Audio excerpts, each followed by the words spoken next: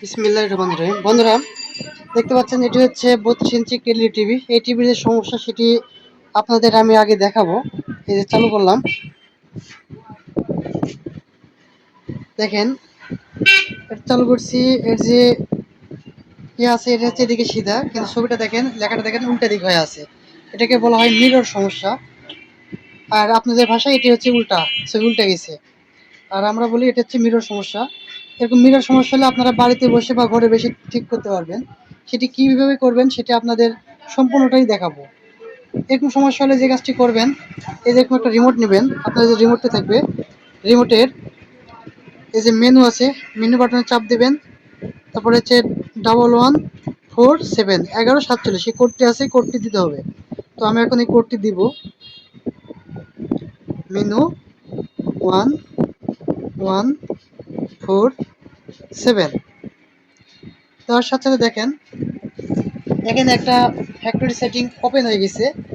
এখান থেকে আপনারা যেখানে সেখানে যাবেন না, সেক্ষেত্রে দেখা যাচ্ছে যে সফটওয়্যার সমস্যা হতে পারে বা বোর্ড খারাপ হতে পারে, প্যানেল সমস্যা হতে পারে।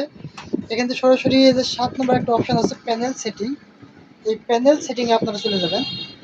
তো আমি হচ্ছে প্যানেল সেটিংয়ে যাব।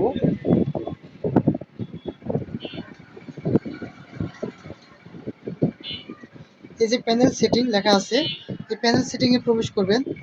করার পর যে কাজটি করবেন, দেখেন কোনো কোনো বোর্ডে হচ্ছে দেওয়া থাকে হচ্ছে আপনার মিরর, কোথাও কোথাও লেখা থাকে ফ্লিপ, মানে কয়েকটা ফাংশন থাকে।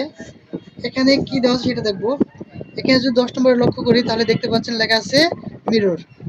এই যে মিরর, মিররটা এখানে অন আছে। যদি অন থাকে তাহলে অফ করে দিবেন, যদি অফ থাকে তাহলে অন করে দিবেন। তো আমি এটি অন আছে, এখন অফ করে দেব।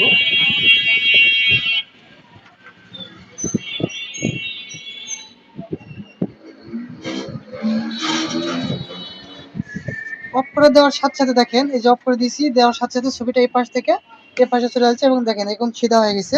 যে পাশে যে লেখাটা আছে এবং ছবিটাও সেদিকে আছে। এখন এখন এটা ঠিক হয়ে গেছে। তারপর এই কাজটা করার পর যে কাজটি করবেন, এই যে এক্সিট বাটন আছে, এক্সিট বাটনে চাপ দিয়ে এখান থেকে বের হয়ে যাবেন। দেখেন কোনো সিগন্যাল লেখা এখন সিধা হয়ে গেছে। এই কাজটি আপনারা ঘরে বসে এভাবে করতে পারেন, তবে খুব সাবধানের সাথে করবেন। যদি না করতে পারেন অবশ্যই কোনো একটা টেকনিশিয়ানের কাছে নিয়ে যাবেন, তারপর সেই কাজটি করে নেবেন। ভিডিওটি ভালো লেগে থাকলে অবশ্যই লাইক কমেন্ট শেয়ার করবেন। আর দেখার জন্য সবাইকে ধন্যবাদ।